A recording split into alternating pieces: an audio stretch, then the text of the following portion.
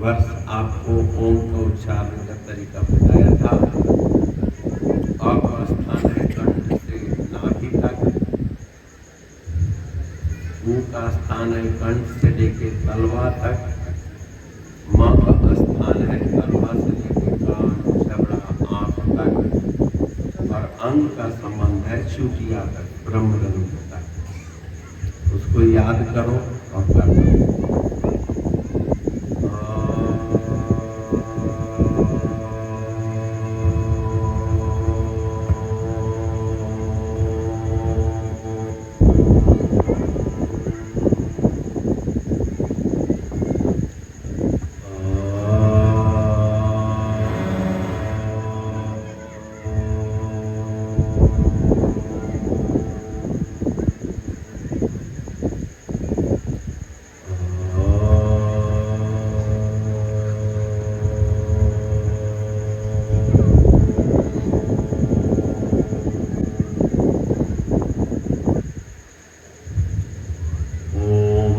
एकाक्षर ब्रह्मा ओंकार बिंदु संयुक्तम नित्यं ध्यायन्ति योगिनः कामदं मोक्षदं चैव ओंकाराय नमो नमः। मंगलम भगवान विष्णु मंगलम गरुड़ध्वज मंगलम पुंडरीकाक्ष मंगलाय तनोहरि। शुभम भवतु कल्याणम आरोग्यम सुख संपदाम सर्वकष्ट विनाशाय दीपज्योति नमस्तुते। गुरुर्ब्रह्मा गुरुर्विष्णु गुरुर्देवो महेश्वरा गुरु साक्षात् परब्रह्म तस्मै श्री गुरुवे नमः। तस्मै श्री गुरुवे नमः। बोलो सच्चिदानंद भगवान की। वाह। पचई ग्राम के मध्य में बसे इस विद्यालय के प्रांगण में श्री सद्गुरु महाराज जी का पवित्र मंगलमय छवि सजाई है और मंच पर संत जन विराजमान है। आप हरे निगाह से एकाग्र मन पूर्वक दर्शन कर रहे हैं। तो मंचासीन संत जनों, माननीय धर्मानुरागी सज्जन वृंद, माताओं बहनों प्यारे बच्चों, और इस समस्त कार्यक्रम के सूत्रधार हमारे गुरु भाई श्री मास्टर शालिग्राम जी, रविंदर जी व अन्य उनके सहयोगी भक्तजन, जो आपके सहयोग से विशाल कार्यक्रम चल रहा है, इसके लिए आपको हार्दिक बधाई हो, मुबारक हो। फलो फूलो महान बनो। संत समागम का यथार्थ लाभ क्या है, ये अभी हमारे पूर्व वक्ताओं के द्वारा श्रवण कर रहे थे। मानव जीवन परम पिता परमात्मा की कृपा से माता पिता के योग से जन्म होता है, और इस जन्म ग्रहण करने वाले प्राणी का पालन पोषण का भी उत्तरदायित्व आप गृहस्थ माँ बाप के ऊपर ही है। तो पालन करना सिर्फ शरीर का ही नहीं है। अगर शरीर का ही पालन पोषण मान लिया जाए तो 84 लाख योनियों में जितने भी प्राणी हैं, इन प्रकारेण अपने बच्चों की परवरिश करते हैं। जैसे गऊ है, बकरी है, तोता मैना है, गौरैया है, सभी अपने अपने बच्चों को पालते हैं। ठीक वैसे ही हम लोग भी पाल लेते हैं। लेकिन गौरैया, डॉक्टर या अन्य पशु पक्षी जो है अपने बच्चों को पढ़ा नहीं पाते। स्वभावगत गुणों का तो विकास होता है उधर पोषण के लिए, घास कहाँ खानी है, कैसे खानी है, चारा कैसे चुगना है, कैसे उड़ारी भरनी है, ये हर प्राणी अपने अपने संतान को सीख देते हैं। लेकिन मनुष्य जो है अपने बच्चों को चलना फिरना उड़ारी ही नहीं सिखाता। कहाँ जाना है, कहाँ उठना है, कैसे उठना बैठना है, क्या खाना पीना है, अपने जनक यानी माता पिता के प्रति हमारा क्या कर्तव्य है, ये सबका भी ज्ञान हम लोग लेते हैं। इसलिए देव दुर्लभ मानव तन प्राप्त कर लेना बहुत बड़ी बात नहीं है। ये तो चोर, जुआ, लुचक, लफंगे, नशेड़ी, गजेड़ी, ढंगेड़ी जो आतताई लोग हैं उनको भी यह मानव तन मिला हुआ है। लेकिन वो मानव तन प्राप्त करके सबसे पहले उनको आत्म सुख करना चाहिए। अभी बच्चियां हमारे स्वागत गा रही थी, स्वागतम। स्वागतम का अर्थ क्या होता है? अभिवादन, अभिनंदन तो है ही। स्व मने आत्मा, ये बंद हो गया, चला दो क्या नहीं। स्व मने स्वागत का अर्थ समझना। हर इंसान आंख बंद करके स्व अपनी आत्म शक्ति को आहूत करे, बुलावे। आवे, आगतम मतलब आ जाए वो। आगत माने आ गया, आगच्छा आओ, आगतम आ गए, है ना। यानी मनुष्य स्वयं में स्थित हो जाए। जो भी आपके यहाँ वरिष्ठ अभ्यागत आते हैं, मानो वो आत्मा ही का आनंद आ गया, आपको हर्षातिरेक उत्पन्न करते, जो प्रसन्नता दे दे, जो खुशहाली दे दे, सुंदर संस्कार दे दे, तभी तो स्व आगत होगा। और मान लो एक के घर कोई श्रेष्ठ पुरुष चले जाए और वो आपे से बाहर हो जाए, या खुशी में या गुस्सा में, क्या देना है क्या नहीं देना है, क्या बोलना है नहीं क्या बोलना है, जिसको आत्मबोध ही खत्म हो जाए वो स्वागत कैसे कर पाएगा? नहीं ना कर पाएगा, क्योंकि स्वयं में स्थित नहीं है। स्वयं में स्थित होने के लिए आपको इस पुष्प की तरह खिलना पड़ेगा।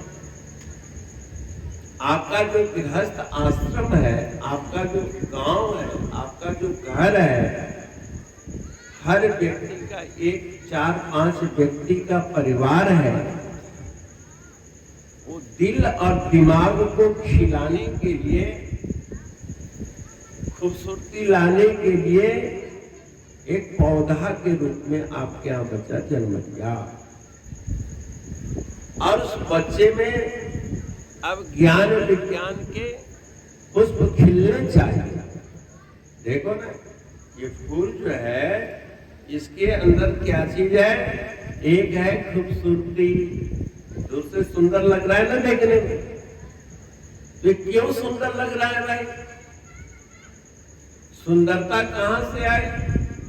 आपने इस पंडाल को सजाया, मंच को सजाया, बत्तियों से सजाया, इस फूल को कैसे सजाया और किसने सजाया?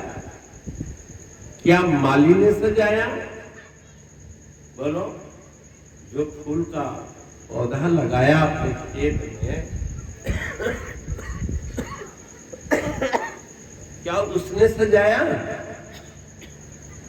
स्वयं सजाया, प्रकृति ने इसको सजाया। क्योंकि सजाने के लिए इसकी बाल की कटिंग करनी पड़ी। तुम अपने दिमाग को, अपने सिर को समझ से न सजा करके नाव की कैंची से सजवाते हो। कोई बाल मुर्गा की तरह लगा लेता है, न जाने क्या क्या डिजाइन लगा। चलो अच्छा है, हमारा मनोरंजन है,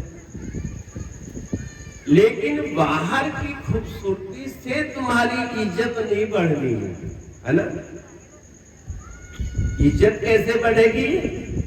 जब तुम्हारा दिल दिमाग सुंदर होगा। और दिमाग कैसे सुंदर होगा? जैसे फूल इस टहनी के माध्यम से वृक्ष से जुड़ा हुआ है, ठीक है ना? और वृक्ष का काम है धरती से पोषक तत्व ग्रहण करना। माली का काम है समय समय पर पानी से सिंचाई करना, गोबर का खाद देना, ताकि भोजन मिलना चाहिए ना इसको। फिर प्रकृति का अपने आप काम है उसकी समझ का विकास करना, कैंची से काटना। इस फूल को सुंदर बनाने के लिए किसी कैंची की जरूरत नहीं पड़ती, इस स्वयं पुष्प खिल जाता है। देखो कितने सुंदर सुंदर पखुड़ियां कटी हुई, इतना आप हाथ से काट करके और इतने छोटे से कैप में पैक करके दिखाओ, नहीं कर सकते। अगर कर भी लो तो ये प्राकृतिक नरमाई नहीं आएगी, जो कोमलता है पुष्प के अंदर, जो मनुष्य के अंदर करुणा है, दया है, परोपकार है, भलाई करने की जो प्रवृत्ति है, वो प्रकृति देती, ठीक है ना? और फिर खूबसूरती और कोमलता को धारण करने के बाद इस पुष्प के अंदर से एक सुगंध पैदा हो जाती है। सुगंधिम पुष्टिवर्धनम, सुगंधी और पुष्टि की वृद्धि।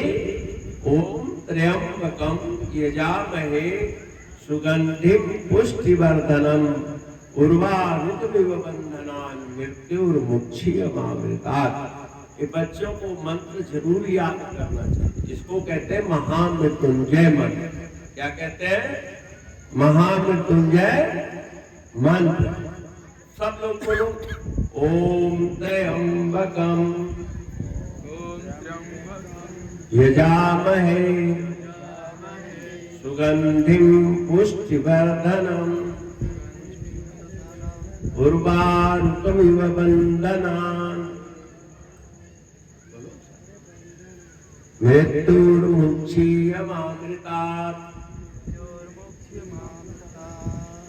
ये इस संसार में मृत्यु भय से, तमाम संकट से बचाने वाला ये महामंत्र है। बुद्धि प्राप्ति के लिए वो है गायत्री मंत्र। ओम भूर्भुवः स्वः तत्सवितुर्वरेण्यं भर्गो देवस्य धीमहि धियो यो नः प्रचोदयात्। ये बच्चों को आजकल प्रायः सभी स्कूलों में पढ़ाया जाता है। एक सरकारी स्कूल में खाली उनको तोता का विद्या पढ़ाया जाता है। मानवीय विद्या क्या? तो धर्म का प्रकाश है। नहीं नहीं, अरे बुद्धि का विकास है। ओम त्र्यंबकम, त्र्यंबकम का मतलब क्या हुआ? ये 3 नेत्र धारण करने वाले, जिनके 3 नेत्र हो। त्र्यंबक, अम्बक कहते हैं आंख, त्रय माने 3, यानी भगवान शंकर त्रिनेत्रधारी है, त्रिवेदी दिव्य चक्षु से, समझे ना? विशुद्ध ज्ञान देहाय त्रिवेदी दिव्य चक्षु से श्रेय प्राप्ति निमित्ताय नमः सोमार्थ धारिणे। हे आधे चंद्रमा को धारण करने वाले त्रिनेत्रधारी विश्वनाथ, मैं आपका यजन करता हूँ। क्या करता हूँ? यजन, यज्ञ करता हूँ, पूजा करता हूँ, पाठ करता हूँ, जप करता हूँ, तप करता हूँ।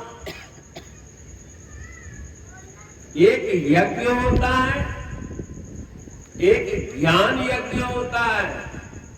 जैसे आप यहाँ पर ज्ञान यज्ञ कर रहे हो, समझिए, और आचार्यों के द्वारा या स्वयं जानकारी के आधार पर आप अपने घर में चरु आदि का विधान करके गायत्री मंत्र या अन्य मंत्र से जब स्वाहा शब्द का प्रयोग करते हो तो दिव्य यज्ञ बन जाता है। स्वाहा यानी जो आप आहुति डालते हो, इस आहुति में पता है क्या क्या डालते हो? इसमें 3 प्रकार के पदार्थ प्रयोग में आते हैं। एक अन्न कारक, जैसे जौ है, तिल है, चावल है, डालते हो ना? आप भी ये खाते हो, जौ के सत्तू खाते हो, जौ के आटा खाते हो, तिल के चटनी खाते ही हो। खाते हो कि नहीं खाते? यही भगवान को खिलाते हैं।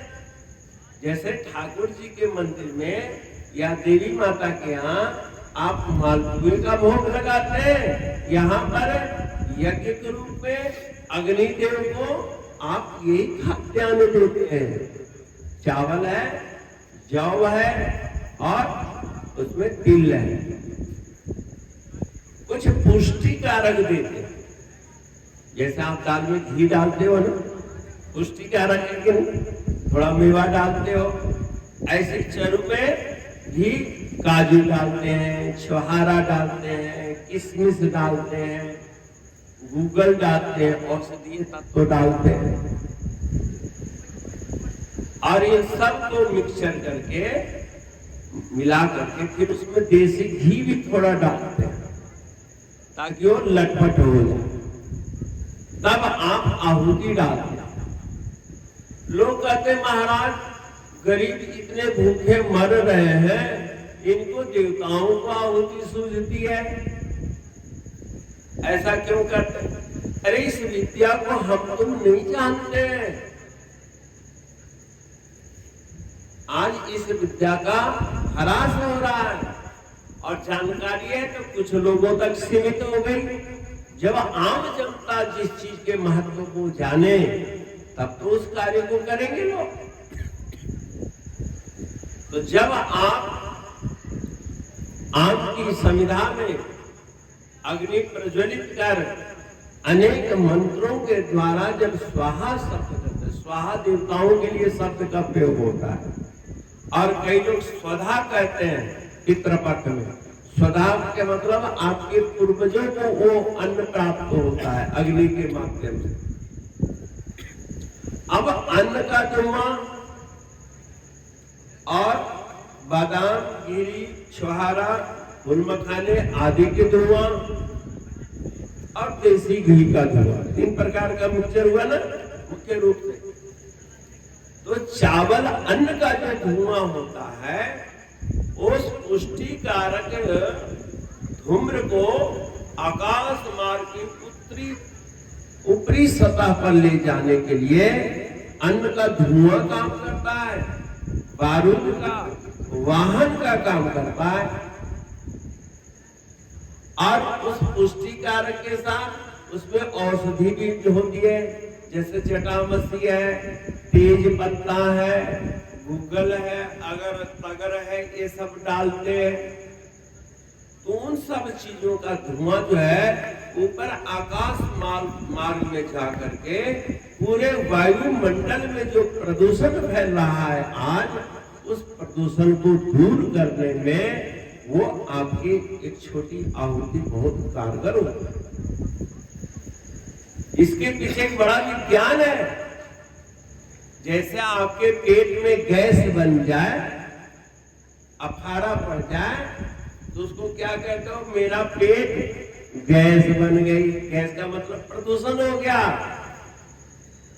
खाना हजम नहीं हो रहा है।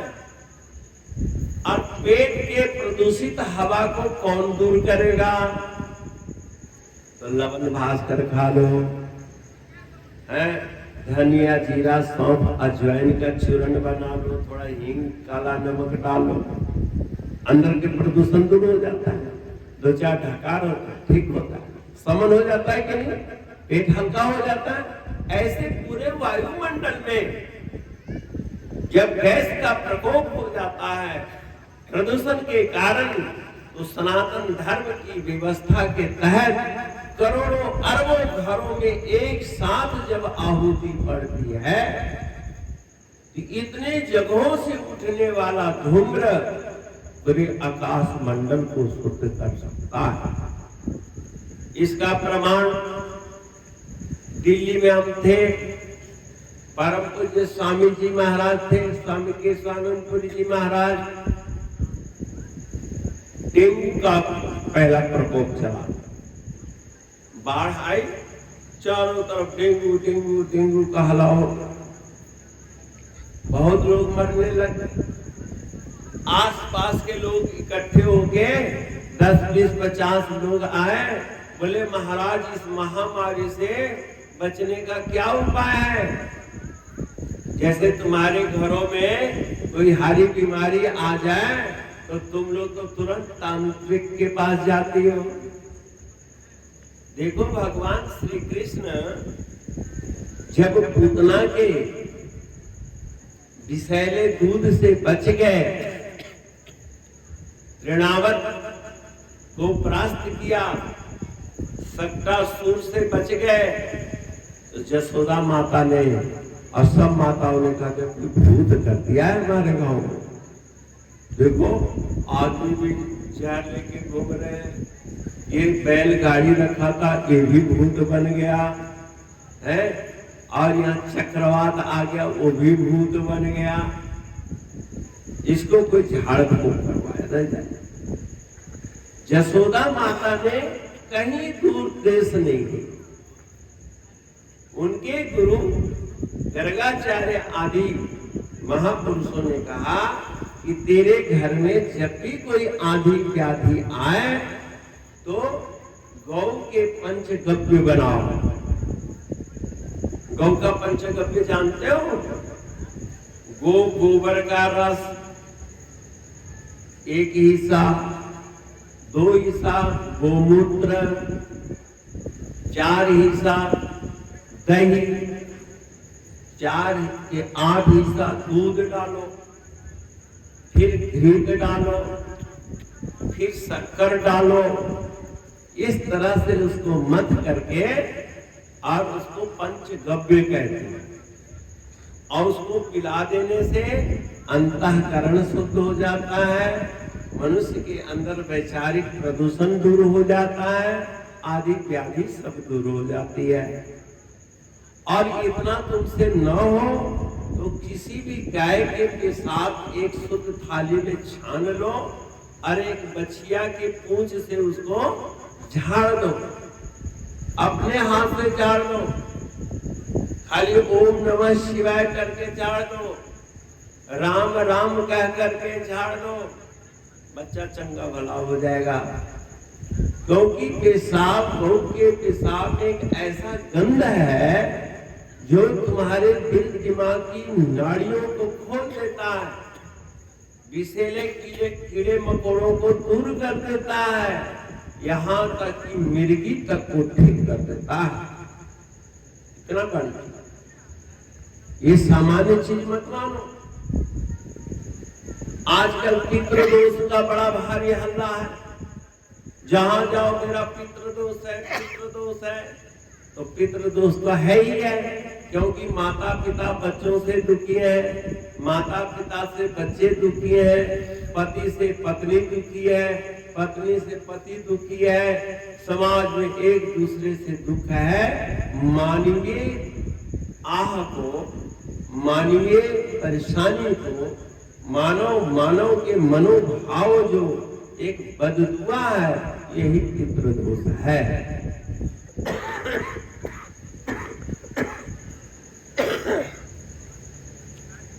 पितृदोष से सबसे पहले अपने घर में छोटे बच्चों को संभालो। लोग कहते हैं कि महाराज बच्चों को संभालने की ड्यूटी तो माता की है,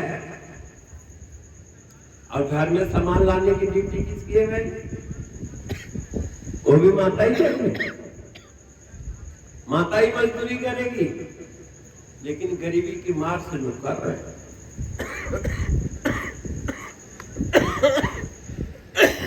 खांसी हो गई, इसीलिए मैं आ नहीं रहा था।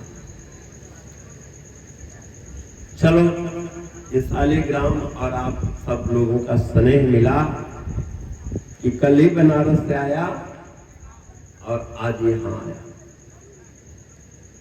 गुरु महाराज जी की सेवा है। आप बच्चों को शायद कुछ संस्कार मिल जाए, आप बच्चों के जीवन में शायद कुछ सुधार हो जाए, यही तो हमारा यहाँ आने का उद्देश्य है। तो आपके घर के नन्हे मुन्ने बच्चे एक फूल की तरह खिलेंगे, खूबसूरती आएगी। अपने नित्य नियम से जुड़ो, अपने जो कोई परंपरा है उसे जुड़े रहो, और जब जुड़े रहोगे यानी माथा टेकोगे, वंदना करोगे, नमस्कार करोगे, आरती पूजा करोगे, उन बच्चों के अंदर अपने आप तर्क उठेगा कि ये क्या है। बच्चे पूछते हैं ना, ये क्या है? पेड़ पौधा, जो भी पशु पक्षी, ये क्या है, ये क्या है, ये क्या है? हर बच्चे, माँ बाप समझाते समझाते थक जाते हैं, जबकि माँ बाप को थकना नहीं चाहिए। मास्टर अगर कखा गगा पढ़ाने में थक जाए, गिनती पहाड़ हटाने में थक जाए, तो बच्चे डॉक्टर, इंजीनियर, वकील बन पाएंगे? बोलो। तो तुम प्राइमरी गुरु हो। माता पिता, चाचा चाची, जो भी घरेलू संबंधी हैं, जिसके इर्द गिर्द बच्चे घूमते हैं, उनके टीम में बच्चों के अंदर आंतरिक संस्कार, सभ्यता जगाना है। सभ्यता, कैसे उठे बैठे, क्या पहने, कैसे पहने, साफ सुथरा रहे, ये सब सीखना पड़ेगा। तब इसके अंदर से खुशबू आएगी। खुशबू का मतलब है मस्ती, शांति, स्वागत, स्व का आगमन हो जाएगा तुम्हारे अंदर। और तुम कौन हो? सच्चिदानंद रूपाय ईश्वर अंश जीव अविनाशी और चेतन अमल सहज सुख राशि। सहज सुख स्वरूप का विकास हो जाए, तब क्या होगा महाराज? आज गांव में जाता हूं, शहरों में जाता हूं, तो एक बड़ी परेशानी है कि महाराज अराजकता फैली, रिश्वतखोरी बहुत बढ़ गई है। ये सब कहते हैं ना। बताओ, रिश्वत लेता कौन है? कोई आकाश मार्ग से देवी देवता आते हैं क्या? बोलो। कोई ऊपर से भी पिशाच आते हैं?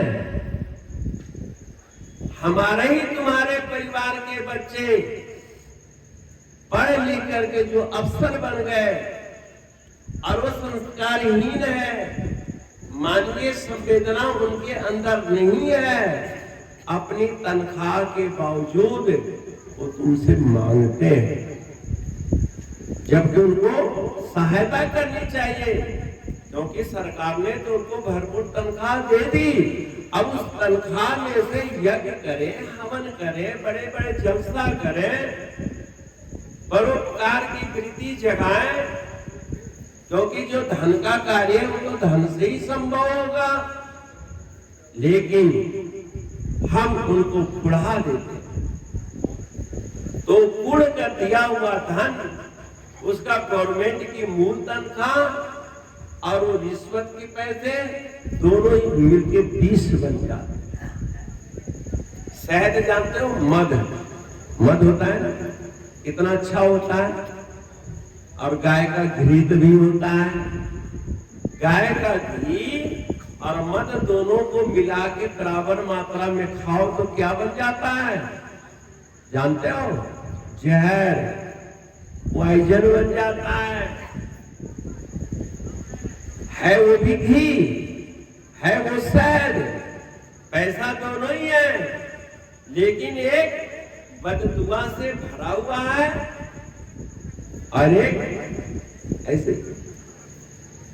तो आज अच्छे अफसरान की, अच्छे कर्मचारी की, अच्छे मजदूर की, अच्छे इंजीनियर और अच्छे डॉक्टर की कमी क्यों आ गई? कि वो माँ बाप अपने बच्चों के अंदर परोपकार की वृत्ति नहीं जगा रहे। कोई भी अपने कर्तव्य के प्रति जागरूक है ही नहीं। हमारा काम है आप लोगों को सद्विचार देना, और आप लोगों का काम है अपने भाषा में अपने अपने बच्चों को संस्कार देना। और तुमने बच्चों को क्या संस्कार दिया है? बेटा आज सब्जी नहीं है, चले जाओ नदी में और वहां से क्या ले आओ? तड़पता हुआ प्राणी ले आओ। जो जीव तड़पता हुआ होगा और उसको तड़पाता हुआ बच्चा तुम्हारे घर लाएगा और उसकी सब्जी बनाओगे तो तुम्हारे बुद्धि में निर्दयता आएगी कि नहीं आएगी? बोलो। उस मछली की, उस प्राणी की आह लगेगा कि नहीं लगेगा? और वो बच्चा निर्दयी, क्योंकि उसको प्राणियों के प्रति संवेदना ही नहीं है, वो तड़प को तड़प मानता ही नहीं है, उसको लीला मानता है। ऐसे मनुष्य को भी तड़पता हुआ देखता है, अपने माँ बाप के ऊपर दया नहीं करता। क्यों नहीं करता? कि तुमने उसको निर्दयी बचपन में बना दिया, बचपन में निर्दयी बना दिया। और दया का संचार, कोमलता करुणा का संचार बचपन से ही संभव है। इसलिए अपने बच्चों के प्रति गार्जियन को जागरूक रखना है। इस अद्वैत स्वरूप संन्यास के माध्यम से श्री परमपुरी धाम क्या है? शालिग्राम, रविंदर जी और आपके यहाँ से बहुत लोग हैं। मैं कहता हूँ आप सबको एक दफा जरूर आना चाहिए। वो जागृत तीर्थ है। तीर्थ का मतलब वहाँ संतों का निवास है। इस संसार में कोई भी जगह अपने आप में तीर्थ नहीं बनता। तीर्थ बनाने वाले किसी संत की साधना है, किसी संत का तप है, किसी संत का उपदेश है। जैसे बोध गया जगत प्रसिद्ध शहर है। क्यों बना? क्योंकि यहाँ पर श्री विष्णुपाद है और महर्षि गौतम ऋषि ने साधना करके आत्मबोध प्राप्त किया ना। तो उनके अंदर क्या आया कि उनके क्षेत्र में बड़े हिंसक लड़के घूमते थे, हिंसक नवयुवक घूमते थे। तो उन्होंने कहा अहिंसा परमो धर्मा। क्या कहा? अहिंसा परमो धर्मा। तो अहिंसा परम धर्म तो है, पर हिंसा करता कौन है? हिंसा सिर्फ शस्त्र से नहीं होता, हिंसा वाणी से होती है, हिंसा आंख से होती है, हिंसा थप्पड़ दिखा कर। ये बच्चों में एक शुभ संस्कार देना नर और नारी दोनों का कर्तव्य है, माता और पिता दोनों का कर्तव्य है। आज हर माँ बाप अपने युवा पीढ़ी की शिकायत करता है, महाराज नवयुवक खराब हो गए, नवयुवतियां खराब हो गई, तो तुम ठीक हो, तुम बड़े हो, तुम ठीक हो। अपनी कमाई का जो बच्चों पर लगाना चाहिए, तुम अपनी इच्छा पूर्ति मन के पोषण में, वासना के पोषण में लगे हो। तुम्हारी वासना की वृद्धि हो रही है, तुम्हारी बेइज्जती की वृद्धि हो रही है, तुम्हारे दुखों की वृद्धि हो रही है, तुम्हारी दरिद्रता बढ़ रही है, क्योंकि दरिद्रता पूर्ण आचरण क्यों कर रहे हो। तो दरिद्रता पूर्ण आचरण तो जब छोड़ोगे तो दरिद्रता खत्म होगी, सीधी सी बात।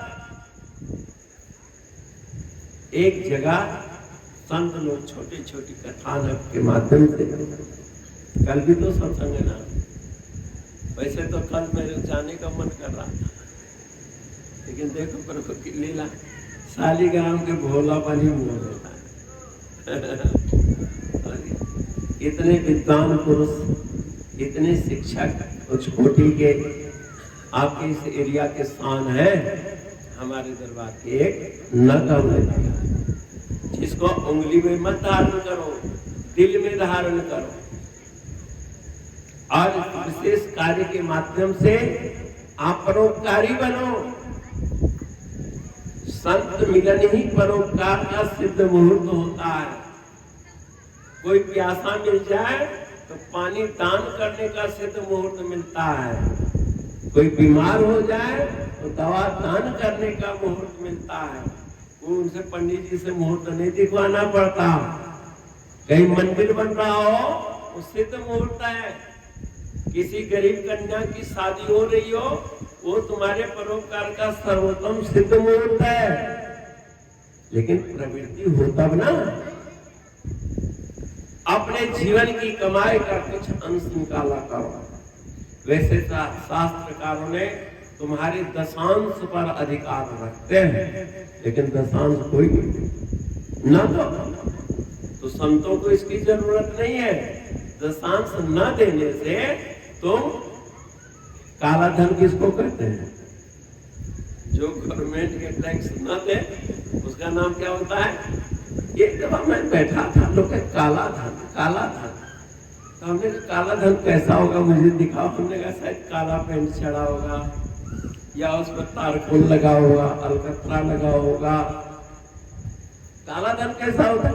तब लोगों ने कहा महाराज गवर्नमेंट का जो टैक्स है वो नहीं देते, वही काला धन होता है। तो हमने कहा कि गवर्नमेंट तो ले लेती है, और जो परमात्मा का धन चुराता है, परमात्मा का मन चुराता है, परमात्मा का समय की आराधना को इधर उधर लगा, वो काला समय, काली बुद्धि नहीं होगी? बोलो, अब शुद्ध करना है तो परमात्मा चीज परमात्मा को दे दो। मैं तो मानो, अरे परमात्मा को अगर चढ़ा भी दोगे तो खाना तो तुम नहीं है। अब तुम दशहरा के दिन या रामनवमी के दिन नहा धो करके चावल के वो बनाते हो, रोट, ठेकुआ, मालपुआ बनाते हो ना, कौन खाता है? भगवान तो भोग लगाते हैं, गंध लेते हैं, और बाद में तो स्वयं खाते। किसको देसी घी का फायदा होगा? संतों ने कहा चलो इसी बहाने देसी घी सब तो खाएं। ये सब जुक्ति है तेरे को। सुगंधि पुष्टि वर्धनम, तेरे जीवन में सुगंधि यानी शांति, पुष्टि यानी तंदुरुस्ती बढ़ाने का एक तरीका है, लेकिन बुराई को तो त्यागना पड़ेगा। ये बाबा जी मत कहा कर, सब लोग यही कहते हैं। आप लोग बाकी राम जी की कथा सुनाते हो, कृष्ण जी का चरित्र सुनाते हो, महाराज जी के, वो बड़ा अच्छा लगता है, लेकिन ऐसा बनो। लड़कों को पैसा लेने में बड़ा मजा आता है, लेकिन नंबर लेने में बड़ा दुख होता है। वो मास्टर को कोसते हैं, मास्टर में नंबर, मास्टर को किया जाता है नंबर बढ़ा दे, है ना? हम पढ़े ना, अगर 100 नंबर में 100 नंबर डाल दे मास्टर साहब, तो कोई जेब घट जाएगा उनका। अरे वो स्वधर्म से गिर जाएंगे, क्योंकि तेरी बुद्धि के विकास स्तर को नापने के लिए नंबर देते हैं। ऐसे परम पिता परमात्मा, संत सदगुरु तुम्हारे सुख का मानदंड, त्याग का मानदंड निर्धारित करते हैं एक आशीर्वाद के माध्यम। समझ गए? तो मैं छोटी सी कहानी सुना रहा था। 2 चीते थे, चीते, चीते जानते हो ना, काला काला बड़ा होता है, चीटी से काफी बड़ा होता है। एक चिट्टी यानी चूटा, चूटा कहते हैं, चूटा कहते हैं हैं? कोटा, दो कोटे थे हैं? खोटा, चलो खोटा से मतलब तो समझ लेते। दो खोटे थे, एक मिस्री के पहाड़ में रहता था और एक नमक के पहाड़ में रहता था। जो नमक के पहाड़ वाला था चिड़चिड़ाता था, उसका हमेशा ब्लड प्रेशर हाई रहता था क्योंकि नमक जो खाता अलबल बोलते रहता था। आज मेरे कन्हैया के मन पसंद चीज खाता था मिस्री, उसकी गोली बड़ी मीठी थी। सारे खोटे उसको घेरे पड़ते थे और उसकी जय जयकार करते थे। बड़ा मोटा तगड़ा हो गया। एक दिन उसने कोई आयोजन किया कथा, सारे खोटे आए, खोटे तो उसमें नमक पहाड़ वाले भी कुछ आए। वो बिल्कुल दुबला पतला सुखला, मुंह से गाली से ही बात करे, चिड़चिड़ापन में बात करे। अरे सीधे बोलो राम राम राम कहते, राम राम ये क्या मतलब? अरे राम राम कहो भाई, राम राम जी कहो, सुनाई नहीं देता तेरे को? खैर वो बुद्धिमान खोटे ने समझ लिया इनके आहार अशुद्धि का कारण है। उन्होंने कहा कि तुम हमारे यहाँ आना और फिर हम तुमको अपना पहाड़ दिखाएंगे, अपना खान पान रहन सहन दिखाएंगे, तो तुम आना। अगले साल उन्होंने सत्संग वहां रखा और वहां पर खोटे वाले आगे साथ। तो एक खोटा का जो लीडर था वहां के लीडर से मिला और दोनों दिन भर मिस्री के पहाड़ में घूमते रहे। शाम को इकट्ठे हुए, बोले हमारा पहाड़ कैसा लगा? बोले कोई खास फर्क तो है नहीं, मेरे को तो कोई स्वाद में फर्क आया नहीं। बोले वो क्यों? अरे जैसे गंगा जल में कोई महुआ सड़ा के पिए, कोई गंगा जल में चावल सड़ा के पिए, उसमें गंगा बेचारी क्या करे, है ना? उस मिस्री वाले ने पूछा क्या बात है, तुम बड़े जवान दबा के बोलो, खुल के हंसो, खुल के बोलो, मुंह में क्या रखा? तो मुंह में एक नमक की डली रखे हुए था। पता नहीं वहां खाना मिले न मिले, भंडारा खत्म हो जाएगा तो हम भूखे मर जाएंगे, इसलिए नमक की डली रखे हुए था। बोले बड़ा बेवकूफ है। दांत की ताकत की तरह मुंह खुलवाया और पत्थर वो जो नमक का डली था निकाल दिया और कहा कुल्ला कर। सारा नमक का पानी बाहर निकल गया। बोले अब ये मिस्त्री का मुंह खा, मिस्त्री की डली खा। और जब वो खाया, ये तो बड़ा मजा है, बड़ा स्वाद है, अच्छा स्वाद है, अब मैं नहीं जाऊंगा, मैं यही रहूंगा, मैं तो तुम्हारे आश्रम वासी ही बन जाता हूँ।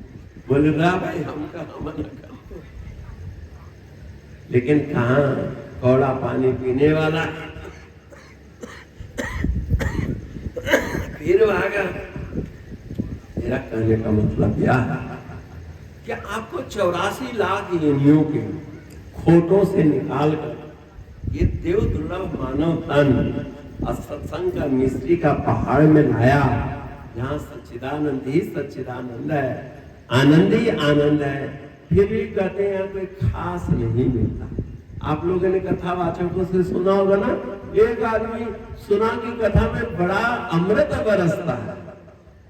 क्या बरसता है? अमृत। तो एक आदमी था गांव का रहने वाला, बोले हम भी अमृत के नाम बहुत सुने हैं, आज अमृत पिएंगे। दिन भर काम करता करता थक गया था और पीछे बैठा था अंधेरे में, और बैठे बैठा ऐसे करके सो गया। तो इसमें 4 टांग वाले डीओजी साहब आ गए। डीओजी साहब आ गए और उनकी तो आदत ही होती टांग उठा के छुल से मार दिया और मुंह में मार दिया। और वो सोचा कि शायद अमृत आ रहा, जो भी चबाया खारा पानी। लोग अपने घर वाले को डांटा जाके, तू तो कहते थे मीठा मीठा होता है, वो तो हमारे मुझसे भी ज्यादा कड़वा था। तो भाई अमृत पीना है तो सचेत होना पड़ेगा, जागृत अवस्था में होगा। ये डीओजी साहब से बचना पड़ेगा, ये तो डीओजी साहब आपको कहीं की नहीं छोड़ते। तो भाई और बहनों, आज भी समय पूरा ही हो गया। मैं तो सोचा था कि 10 मिनट बोलूंगा, आधा घंटा बोलूंगा, लेकिन आप लोगों का उत्साह प्रेम देखकर बड़ा आनंद आया। कल जरा जल्दी आ गया, आज आप लोग शोभा यात्रा में बड़ा उमंग दिखाया। बच्चे जो है मोटरसाइकिल से लेके और धर्म ध्वज लिए हुए मोटरसाइकिल से गए, फिर काफला बढ़ते बढ़ते फिर यहाँ शालिग्राम स्वयं भगवान विष्णु हैं, गुरु महाराज जी का रथ की अगवानी करते हुए इस पंडाल मंडप में आए। आप सबका बहुत बहुत अभिनंदन, स्वागत। गुरु महाराज जी की प्रति प्रीति करो।